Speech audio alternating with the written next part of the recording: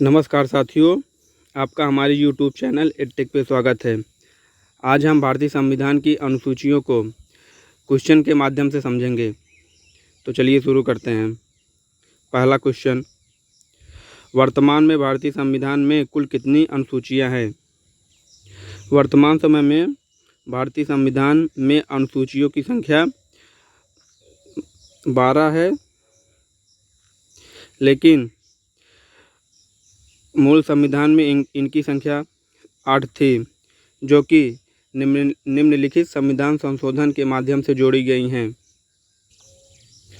प्रथम संविधान संशोधन 1951 के द्वारा शेड्यूल 9 अर्थात अनुसूची 9 को जोड़ा गया था और 52वें संविधान संशोधन 1985 द्वारा 10वें शेड्यूल को जोड़ा गया था। 73वें संविधान संशोधन द्वारा शेड्यूल 11 को जोड़ा गया और लास्ट 74वें संविधान संशोधन 1992 में 12वें शेड्यूल यानी 12वीं अनुसूची को जोड़ा गया था। संविधान सभा द्वारा अंतिम रूप से पारित संविधान में अनुसूचियों की संख्या या मूल संविधान में अनुसूचियों की संख्या, दोनों ही क्वेश्चन का आंसर 8 ही होगा, क्योंकि उस समय 8 ही अनुसूचियां थी। अगला क्वेश्चन,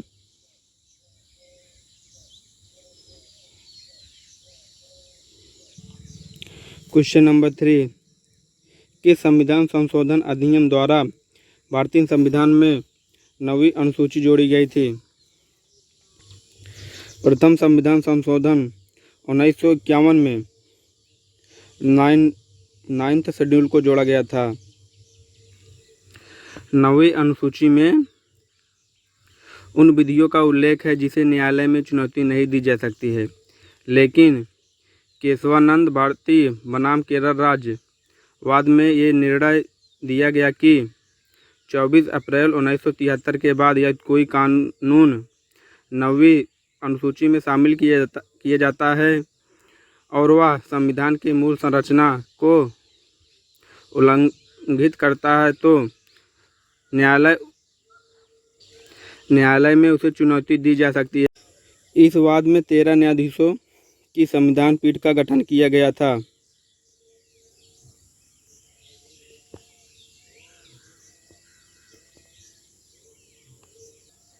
जिन्होंने 7-6 से अपना निर्णय दिया और साथ ही मूल संरचना का सिद्धांत दिया। वर्तमान समय में इस अनुसूची के अंतर्गत 284 कानून को शामिल किया गया है, जिसमें भूमि सुधार कानून भी शामिल है।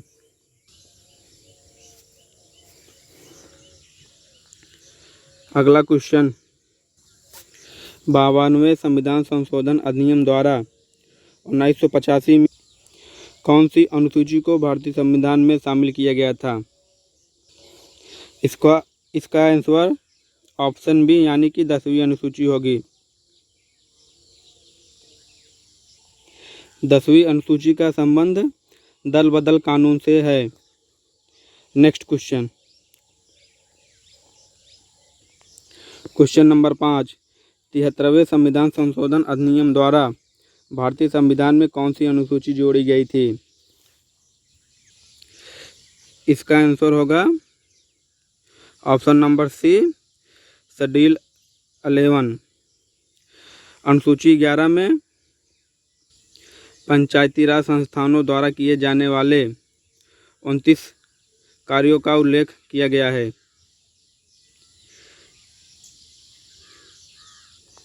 इस अनुसूची को 1993 में जोड़ा गया था। इस अनुसूची में 29 कार्यों का उल्लेख किया गया है जिस पर पंचायती राज संस्थाएं अपना कार्य कर सकती हैं।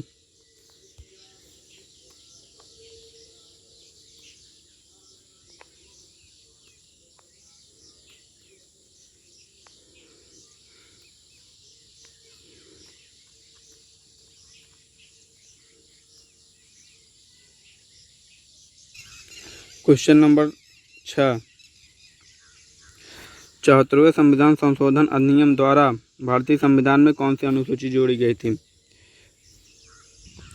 इसका आंसर ऑप्शन डी होगा, यानी कि शेड्यूल 12, अनुसूची 12।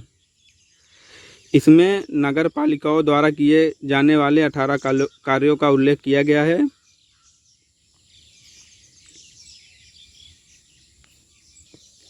अनुसूची 11 तथा 12 को सन 1993 में ही जोड़ा गया था। Question number 7। साथियों, वीडियो अच्छा लग रहा हो तो इस चैनल को सब्सक्राइब और शेयर जरूर करें।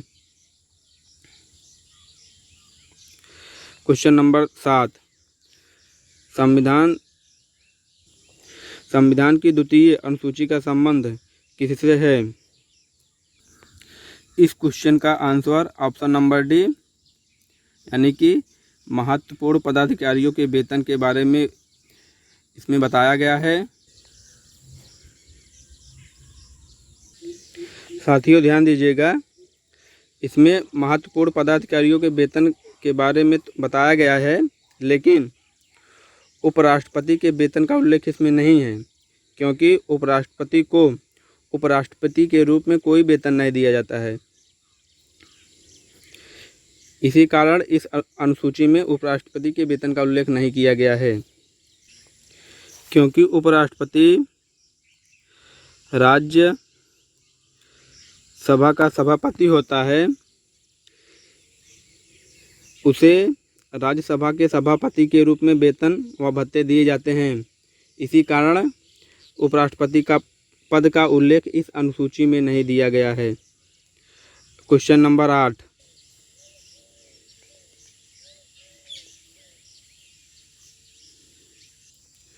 Question number 8।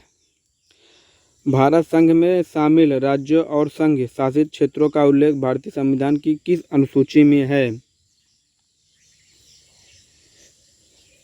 इसका उल्लेख भारत की प्रथम अनुसूची में ही किया गया है, तो इसका ऑप्शन ए होगा।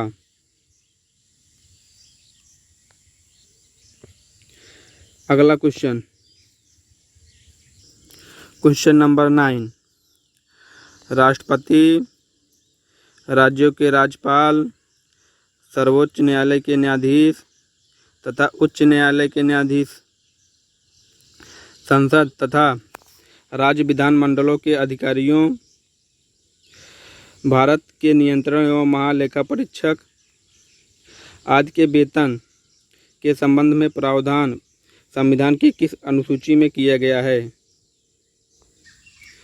साथियों, आप भी हमारे साथ साथ अपना आंसर कमेंट सेक्शन में डाल सकते हैं। इस क्वेश्चन का आंसर द्वितीय अनुसूची, यानी कि ऑप्शन नंबर बी होगा। अगला क्वेश्चन, क्वेश्चन नंबर 10। भारतीय संविधान की तीसरी अनुसूची का संबंध है।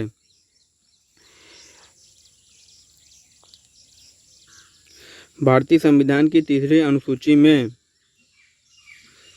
महत्वपूर्ण पदाधिकारियों के शपथ तथा प्रतिज्ञान के प्रारूपों का उल्लेख किया गया है, तो इस क्वेश्चन का आंसर होगा ऑप्शन नंबर बी, शपथ तथा प्रतिज्ञान से है। अनुसूची 3 में राष्ट्रपति, उपराष्ट्रपति तथा राज्यपाल द्वारा ली जाने वाली शपथ के प्रारूप का उल्लेख अनुसूची 3 में नहीं दिया गया है, क्योंकि इनके शपथ का प्रारूप भारतीय संविधान के अनुच्छेदों में दिया गया है। Next question, question number 10। संविधान की किस अनुसूची में प्रत्येक राज्यों तथा संघ राज्य क्षेत्रों के राज्यसभा के स्थानों के आवंटन की सूची है? राज्यसभा में किसी राज्य या संघ शासित प्रदेश से कितनी सीटें होंगी, इसका उल्लेख भारतीय संविधान की चौथी अनुसूची में किया गया है।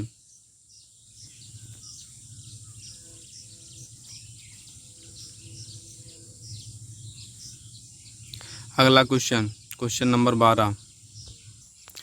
भारतीय संविधान में 22 भाषाओं को राजभाषा का दर्जा प्रदान किया गया है। इन भाषाओं का उल्लेख किस अनुसूची में है?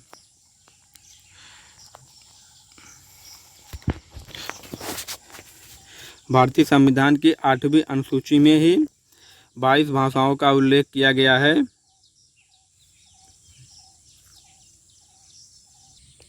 लेकिन मूल संविधान में 14 ही भाषाओं का उल्लेख किया गया था। बाकी 8 भाषाओं को निम्न संविधान संशोधन के माध्यम से जोड़ा गया, जिसमें 15वीं भाषा सिंधी को 21वें संविधान संशोधन द्वारा 1967 में जोड़ा गया था। 16वीं, 17वीं और 18वीं नेपाली, मणिपुरी, कोंकणी को 71वें संविधान संशोधन द्वारा 1992 में जोड़ा गया था। वहीं लास्ट 19, 20, 21 तथा 22 बोडो, डोंगरी, मैथिली और संथाली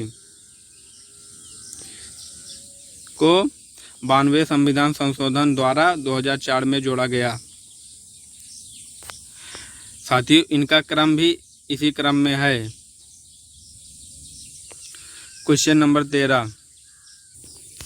भारतीय संविधान की 8वीं अनुसूची का संबंध किससे है?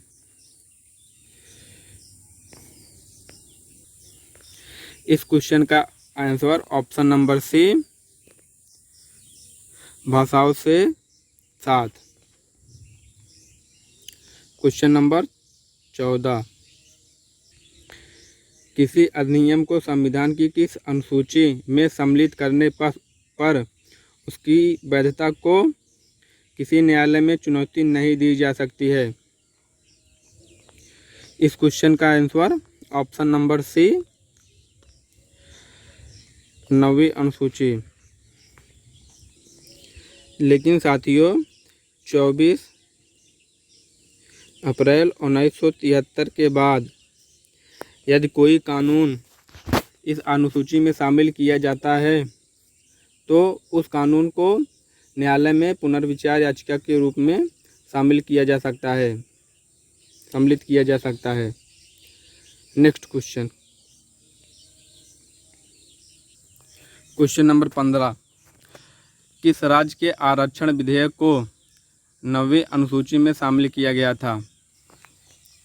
इसका answer option number A, Tamil Nadu होगा। 76वें संविधान संशोधन द्वारा 1995 में तमिलनाडु के लिए किए गए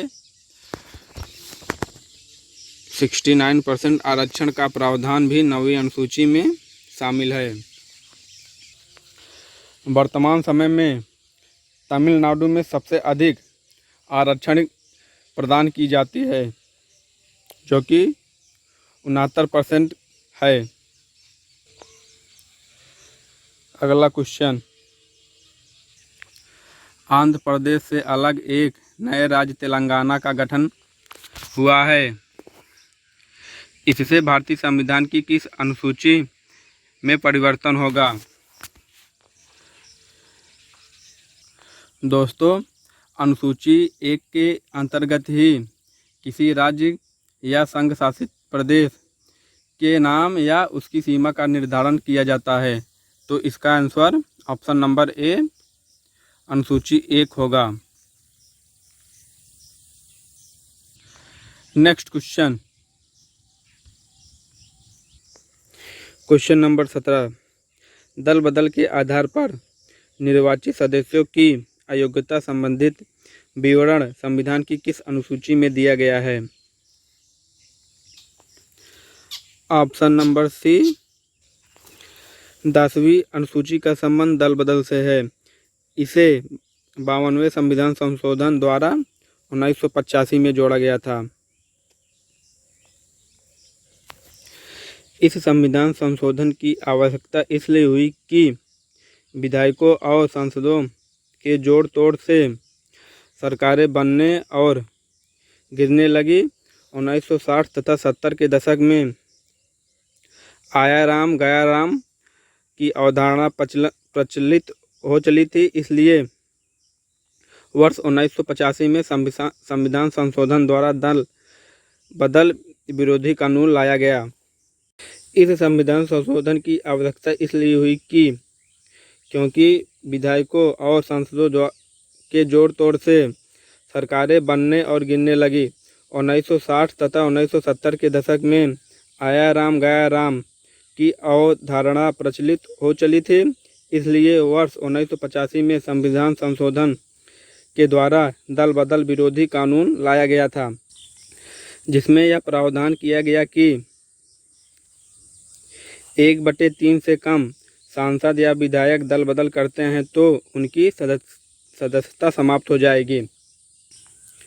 यह संशोधन दल बदल कानून को रोकने के लिए किया गया था, लेकिन दल बदल पहले एकल होते थे, वह अब संयुक्त रूप से होने लगे, जिस कारण वर्ष 2003 में 91वें संविधान संशोधन किया गया और यह प्रावधान किया गया कि यदि किसी दल के 2/3 से कम सांसद या विधायक दल बदल करते हैं तो उनकी सदस्यता समाप्त हो जाएगी। जो संख्या पहले 1/3 से कम थी उसे बढ़ाकर 2/3 कर दिया गया। Next question number 18।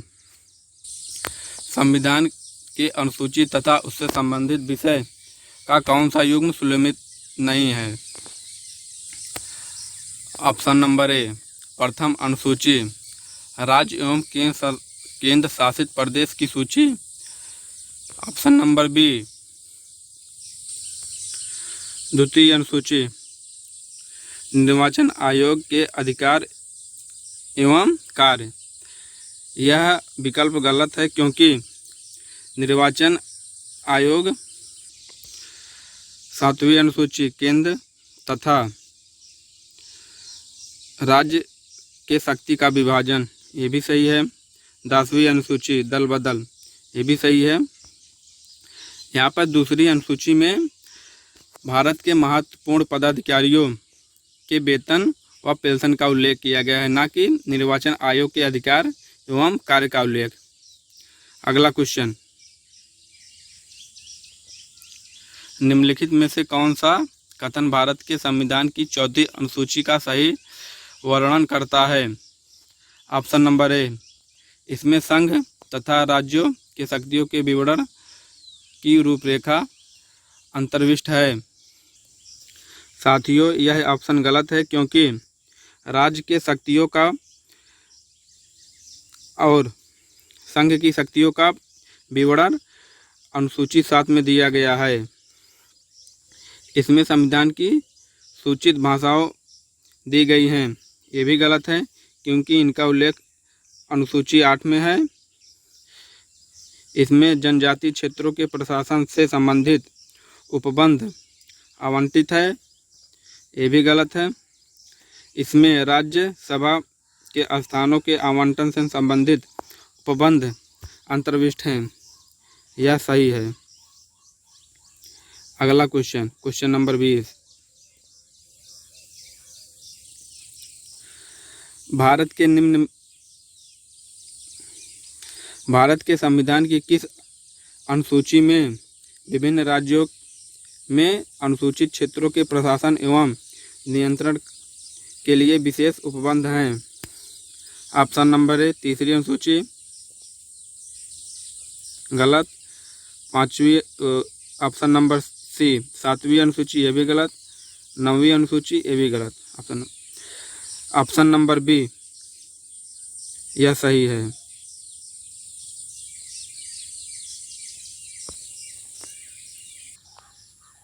दोस्तों, हमारे वीडियो को लाइक करें और हमारे चैनल को सब्सक्राइब जरूर करें।